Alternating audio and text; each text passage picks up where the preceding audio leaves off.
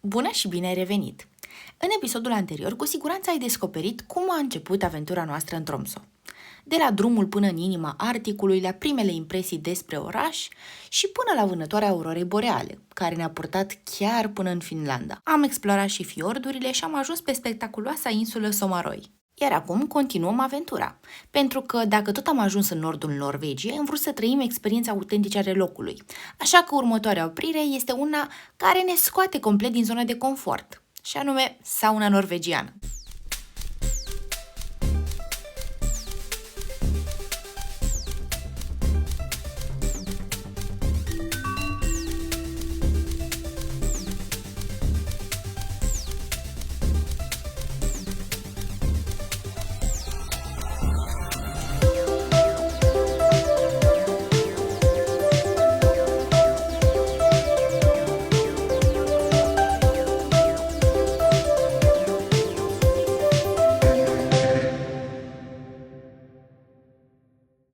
De când am ajuns în Tromsø, am știut că vreau să am parte de această experiență, mai ales că văzusem această idee și la cei de la Haihuin 2. Și există mai multe opțiuni pe care le ai la dispoziție. Spre exemplu, noi am vrut celebra saună rotundă plutitoare, în schimb poți opta și pentru saună privată. N-am avut parte de imaginea aceea idilică cu zăpadă în exterior, în schimb ne-am bucurat extrem de tare de experiență. Biletele le-am luat direct de pe site, cel pe care l-am adăugat aici, pust.io, și acolo am putut să selectăm direct ora la care ne-am dorit să mergem. Iar partea bună este că au un program extrem de prietenos, anume 6 dimineața, 11 seara, ceea ce permite cumva să ai o flexibilitate în ceea ce privește celelalte activități.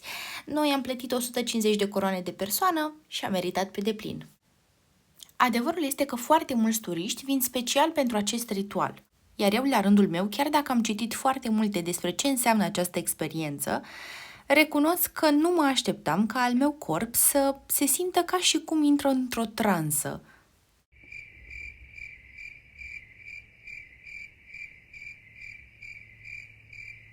Și ce era cel mai ciudat era faptul că simțeam că pot să stau așa ore întregi. Iar dacă vă întrebați, n-am mai încercat niciodată această experiență. În schimb, mi-am dorit-o atât de mult încât am fost extrem de curioasă să văd și să simt tot ceea ce oferă. Și se pare că expunerea îndelungată la astfel de proces ar aduce o serie de beneficii. Pe lângă boostul instant de energie, ar mai fi reducerea stresului și anxietății, îmbunătățirea circulației, un somn mai bun și beneficii pentru piele. Și pentru că, efectiv, imaginea din jur era incredibilă, mi-am dorit să împărtășesc cu voi câteva din lucrurile pe care le puteam vedea din saună și, datorită celor de la Pust, am găsit câteva imagini despre cum s-a montat această saună plutitoare, unde putem vedea și priveliștea din jur. Aici vă mărturisesc, deja eram la a 3-a tură și mă simțeam ca peștele în apă, însă important este să nu exagerezi. Stai câteva minute în saună, apoi doar câteva secunde în apă rece și îți asculți corpul. Important este să fii conectat tu cu tine în permanență.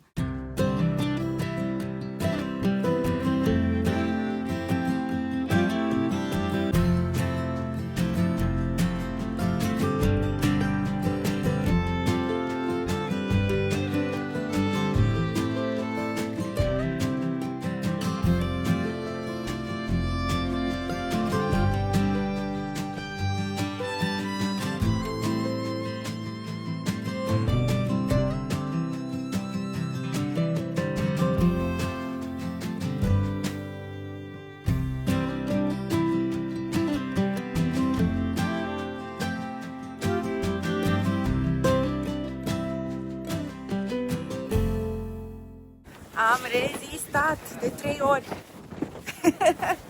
Aici. Vezi diferența? E mult mai închisă.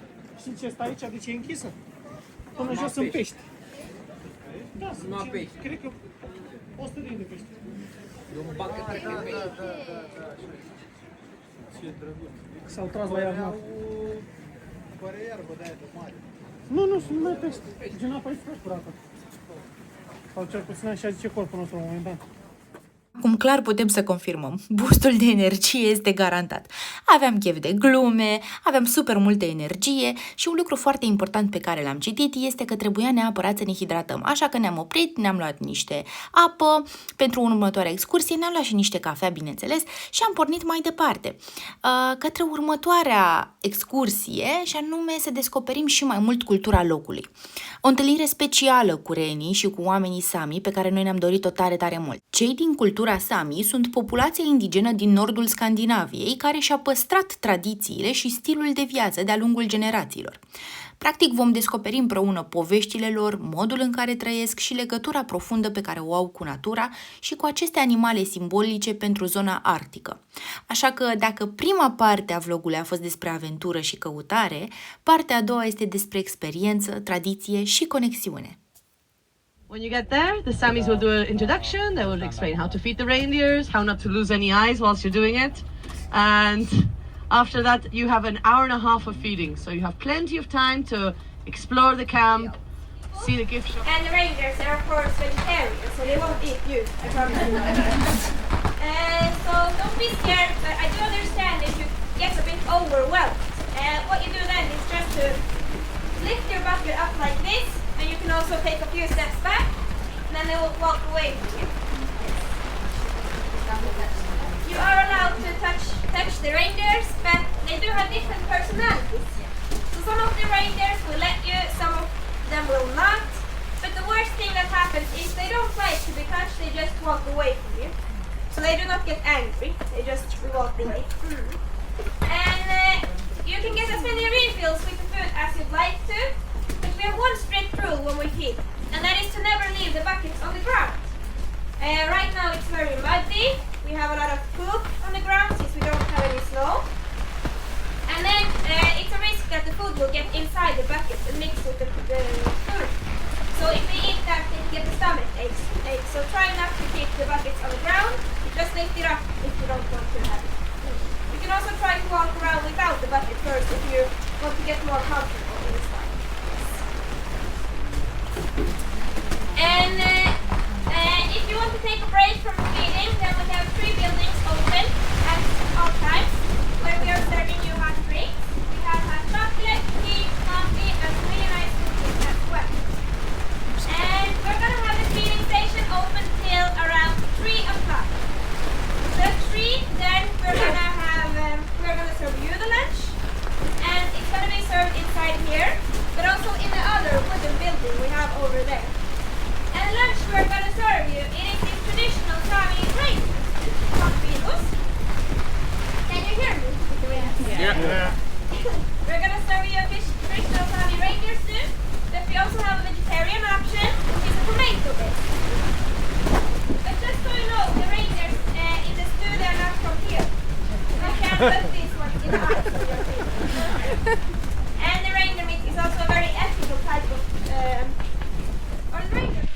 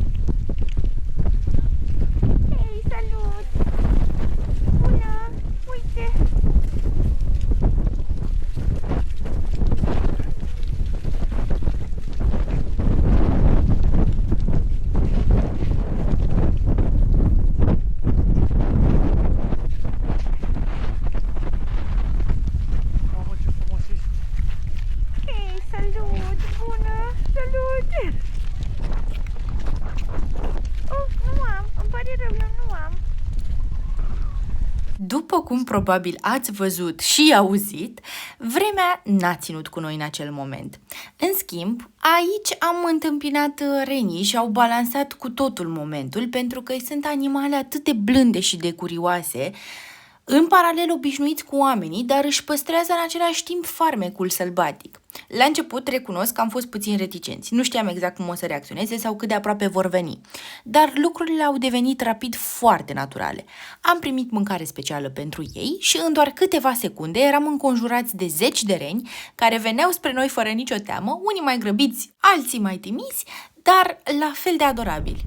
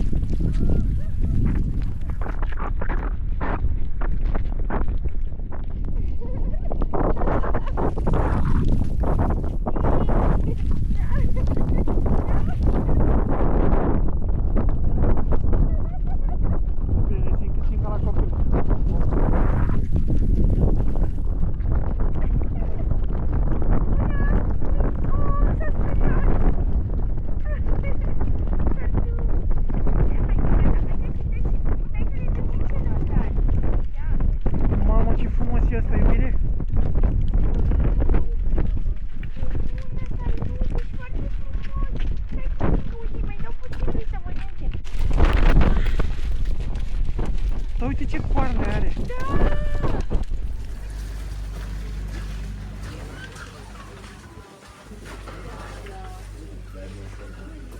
Iar aici să degustăm o tocăniță de ren. Recunosc că am așa mixed feelings în legătură cu treaba asta, pentru că tocmai ce am văzut și am mângâiat. Mă rog, ne-au promis că nu sunt de aici, dar e greu.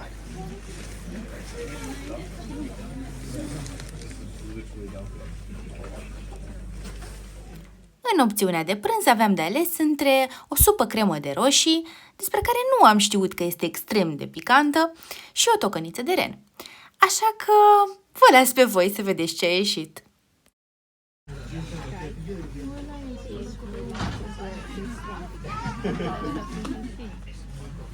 E un fel de gulaș.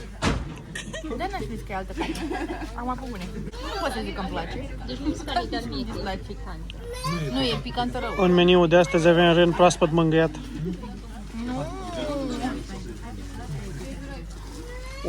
Oh. Pot să fac ceva în vlog?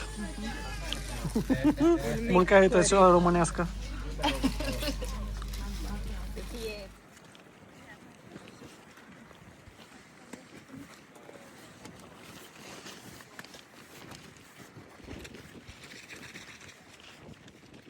După prânz am avut impresia că vremea ne joacă feste, pentru că a dat soarele. Dar ne-am bucurat tare mult de acest lucru, pentru că am putut să ne plimbăm în voie, printre reni, să descoperim mai multe despre ei, despre cum trăiesc, cum se plimbă, cum se uită la noi. A fost o experiență incredibil de autentică, una care te conectează direct cu natura și cu ritmul locului. Și cred că exact asta face Tromsø atât de special, nu doar peisajele sau aurora, ci și momentele astea mici, reale, care rămân cu tine mult timp după ce pleci.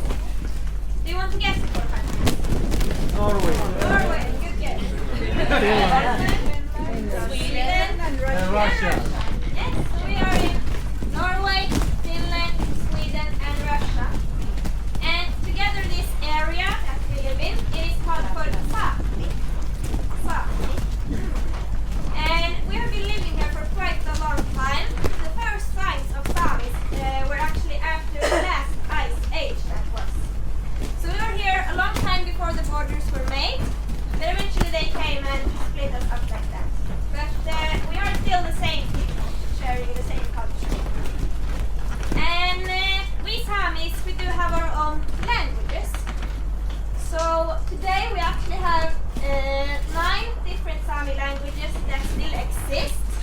But back in the days we used to have even more. But we Samis, we have also been colonized brutally as many other indigenous people. And that process only ended in the 80s. So a lot of our languages unfortunately disappeared and got threatened during this colonization process.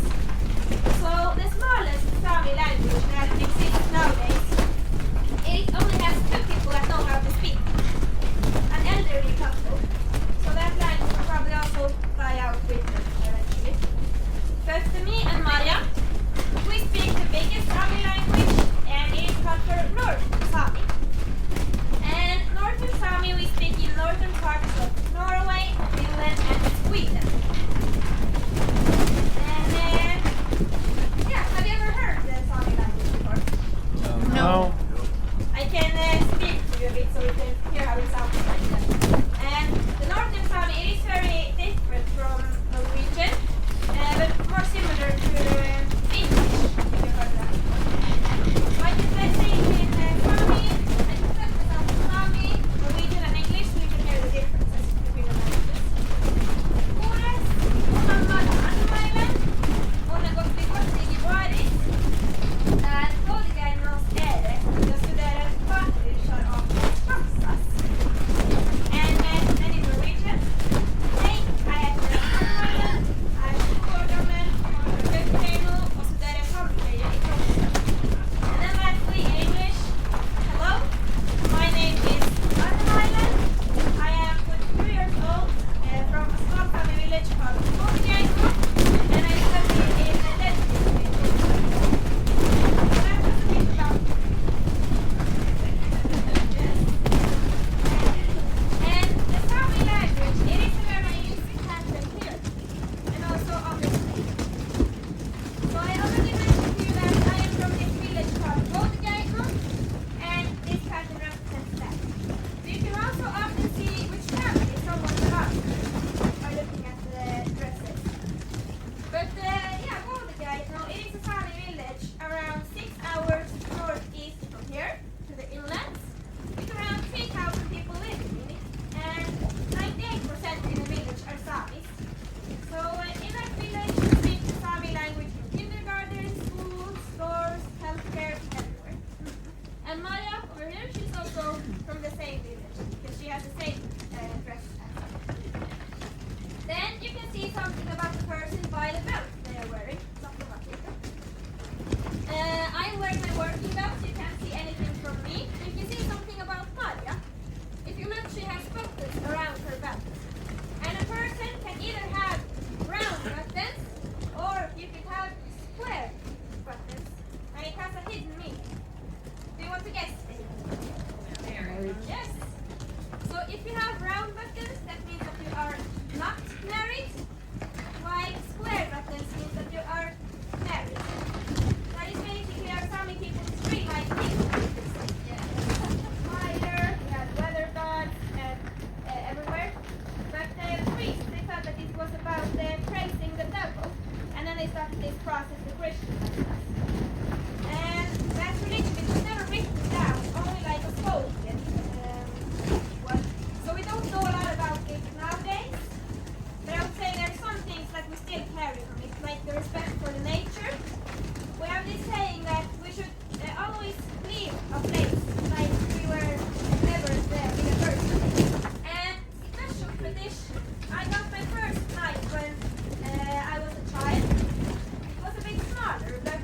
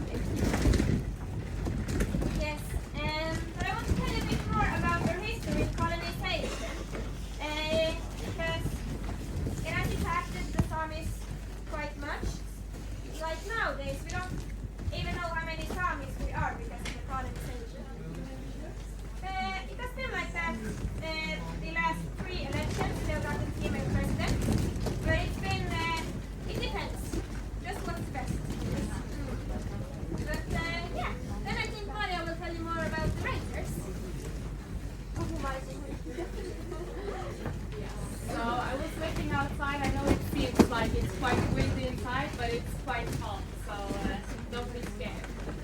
And yeah, I'm gonna be telling you guys a bit about the reindeers. I know that after you guys have been with them, you guys probably noticed that we have quite many different personalities in the herd.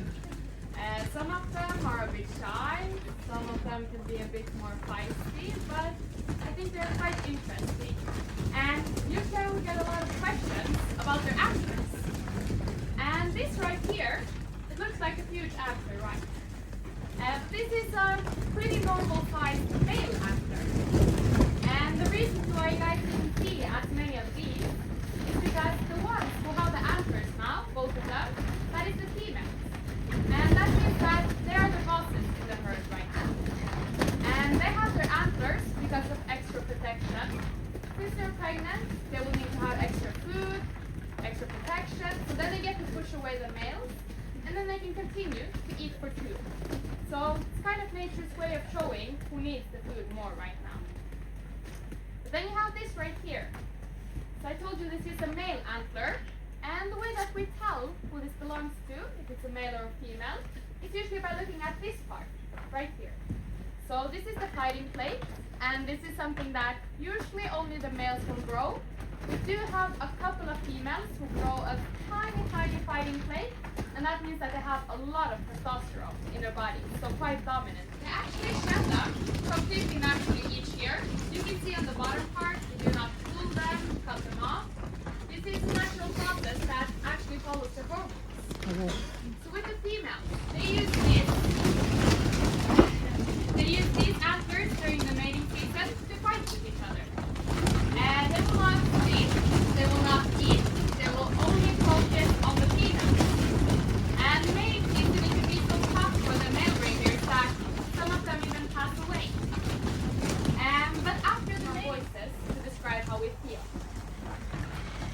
And I think I'm gonna do a yoik that is called nordică, which means our reindeer pasture.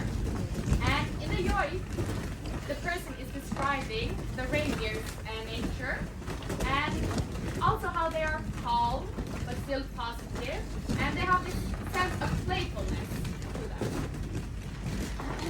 Goes like this.